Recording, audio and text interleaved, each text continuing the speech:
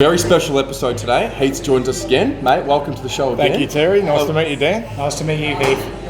Today we're going to have a look at probably, arguably, the most important draft in the Carlton Football Club's, maybe I don't want to say our history, but definitely in this century, that's for sure. The 2015 draft,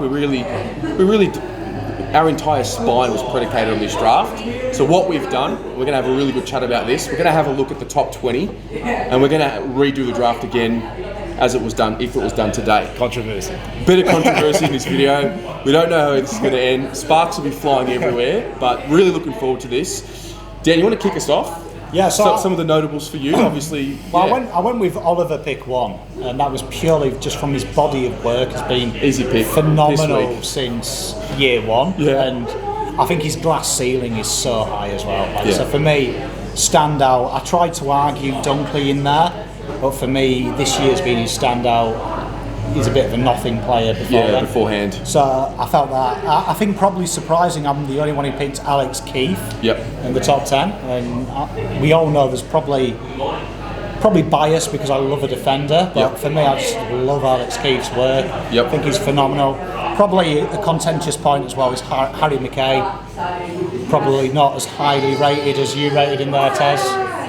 But for me, Curnow for me is the better forward. So when I was doing this, I took into account a few things. Their performances so far, but also the potential for their growth, knowing that I've seen a little small sample size of them all and where I think they'll probably end up. That's why I actually think Dunkley will go on to be the best of the lot.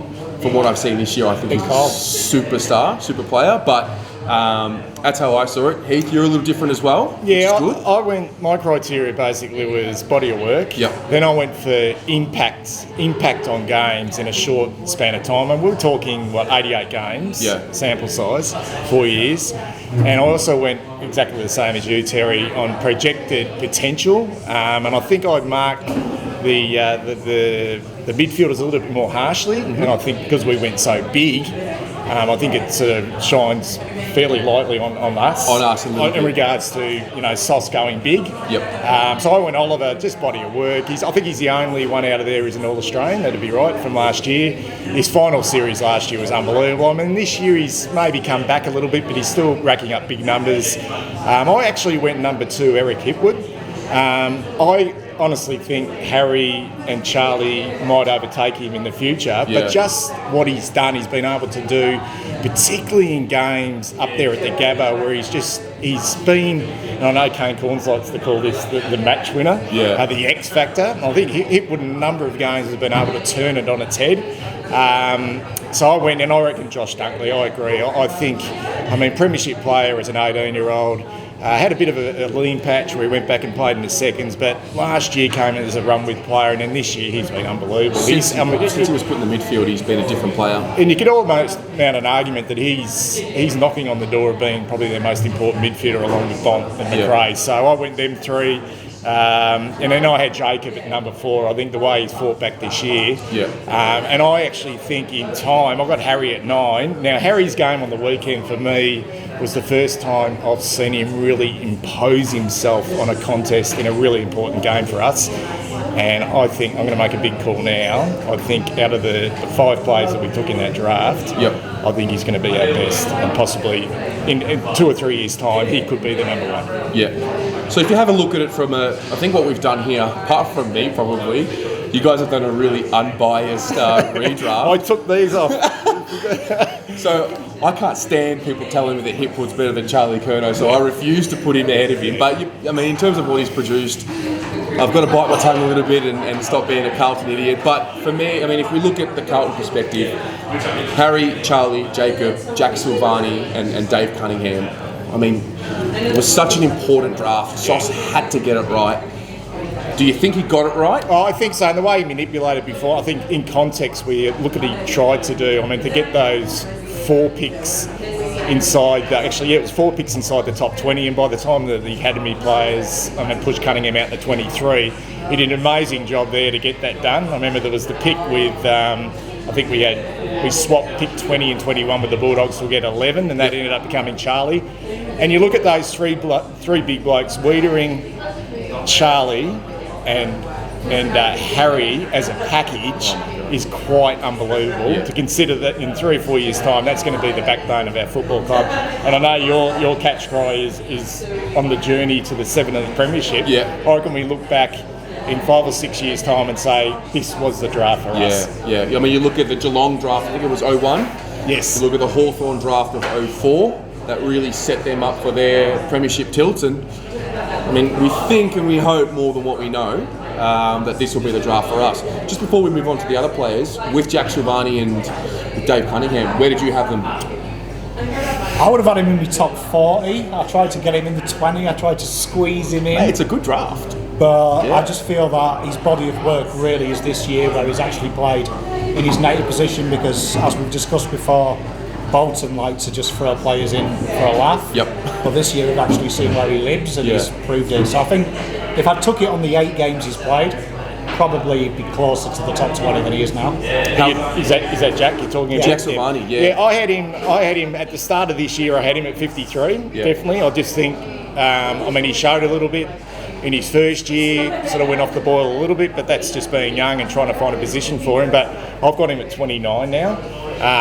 I just think he's another one who, in time, what he's shown he's been able to do, and not just on the weekend, but over the last 5 or 6 weeks, I've got him sort of skyrocketing, hopefully inside the top 20 in the next 2 or 3 years. Yeah, massive coup for us. Oh, it's huge. Yeah. It's huge. I mean, pick 53, the Bombers bidded for him. Adrian Dodorio bidded for him. At the time, he thought it was a bit of a joke because obviously Sauce and Dodorio are good mates. But I reckon the Bombers were onto something with Jack. Just a smart footballer. He's got the Silvani desperation. Yes. But he's got something special about him. And what I've noticed probably in the second half this year, and I don't know if you guys, is the acceleration. I think the question mark was his pace and his reaction, but he seems to have added some fitness and also some speed to his game. Yep.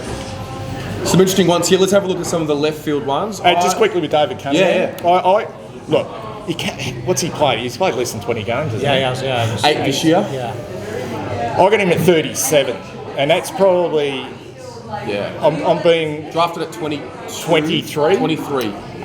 2 before But Doug. potentially projected. I think he's capable of being top 20 as well. Yep. Get him on the park, but you just don't know. I mean, a guy in his 4th season, midfielder, who's had that many sort of injuries, soft tissue, knee injuries, you just got to worry. I think his upsize, his attributes, his speed, his skill. We've seen a tiny sample size, rising star nominee, but at this stage I've got him around about 37. It's a tough one because I think this pre-season when he was playing as the small forward, the pre-season games... But Jay, I'll tell you, it was amazing. I think arguably he's probably the form player going into the comp, and he had a really good game against Richmond as well. Yeah. Really looked like it. But the problem is he seems to get hit with injuries when the momentum catapults him. Yes. When you're really starting to expect it. So for me, if he stays fit, I made the comment the other night, if he stays fit, we don't need Jack Martin. We don't need players like that. He's the small forward. He's the small forward. But the question mark is, a lot of soft tissue injuries, very young. Are they going to repeat throughout his career? That's the thing as well. Once he gets to 30, 31, that's usually when those soft tissue injuries start. He's already having them now. And the plus side is he's got time on his hands. Yep. 3-year contract, which we all probably were a little bit surprised with, but the club's backing him in. They love him. They love what he brings, and he's a bit of a different cat as well. He's not your sort of typical sort of footballer, lives and breathes football. He's a little bit different. So I think he's got some attributes that we really need. It's just about getting him on the park. And the thing is, we're going to see in the Burrow. So hopefully tomorrow we get to see a little bit of what David Cunningham can do. Sure. He had a pretty good game last year against the Cats as well, from memory. We kicked. I think there was a rare highlight for 2008. One of the 3 of them. I think it was a Paddy Dow smother in the middle of the ground. Yep. And a long goal just before 3/4 time. It was one of the rare highlights. Yeah. How about some of the left field picks that maybe we've missed out? I really rate Dan Houston from Port. I've watched a little bit of him. I think he's really starting to hit that sweet spot. He's really coming on. Where did you have him? So I've got him here. I had him at pick 14. Yeah, I got him at 15. I agree. I had him at 10. Well, there you go. Even higher, mate. Yeah, you got a good eye for him. Yeah, he's excellent. And I think being from Port Adelaide, and obviously we're from Melbourne, we don't watch as many games, but you just see what he's able to do. He defends really well. Yeah. But I think he's averaging something like 18, 19 disposals a game. So you want your defenders to be able to win their own ball. And I think as a rookie as well. I mean, you look at I've got 3 or 4 rookies in my top 20. I mean, I've got Tip and Woody. And I think I could have just about had. It was a toss out of Papley and Tip and Woody for me to be in that top 10. But I just think Papley this year has been able to go into the midfield a little bit more than what Tip and Woody's been able to do. I know they've tried him in the centre a few times, but I'm a massive rap for Anthony Tip and Woody. But I reckon Papley at, what have I got him there, at pick 7. It's an absolute steal as a rookie. And I mean, imagine if we'd picked, if Sauce had picked Papley in the rookie draft instead of, what were they, with Jesse Glass-McCusker or Andrew Gallucci. Yeah. Oh, I look at I mean, the David Cunningham pick. Now, I love David Cunningham, but as you can see, I'm a massive fan for Josh Dunkley. Shout out to you, Emilio. I suppose the interesting one for me, I got Josh Schache. Yep. I don't know if you guys have got I put him at 20. No, I didn't. I put him at 20. I got him at, I think I got him around about 17. And you look at his games, I think he's racked up over 50 already. Yep. And I just think at 200 centimetres, there's been a knock on his, in his work rate. I think he's just starting to show. And if you're talking about projected, I think he's one. I don't think he's going to be an absolute superstar, but I think you're talking key position talent in that draft. For me, he's got to be top 20. Yep. The two I was shocked about is no one had Hugh Greenwood apart from me. Yeah. Big fan of Hugh. It's a stuff up. It's a big fan. And I was surprised that you did pick him as well.